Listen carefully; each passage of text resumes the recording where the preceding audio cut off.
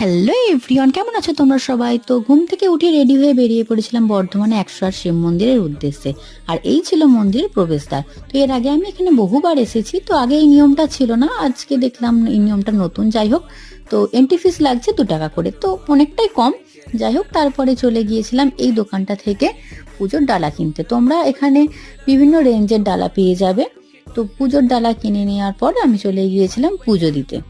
তো তোমরা যারা এখানে আসতে চাও অবশ্যই আমার ক্যাপশনটা একটু দেখে নিও, আমি এখানে লোকেশনটা নোট করে দিচ্ছি। আর তারপরে চলে গিয়েছিলাম সব মন্দিরগুলো ঘুরতে।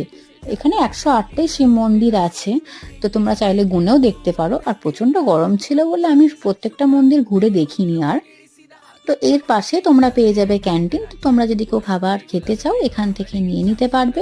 তো আমি এদিক দিয়ে ধসাটা অর্ডার করেছিলাম আমার জন্য। তো খাওয়া দাওয়া করে তারপরে চলে এলাম বাড়ি। ভিডিওটা ভালো থাকলে লাইক করে দিও। Bye bye.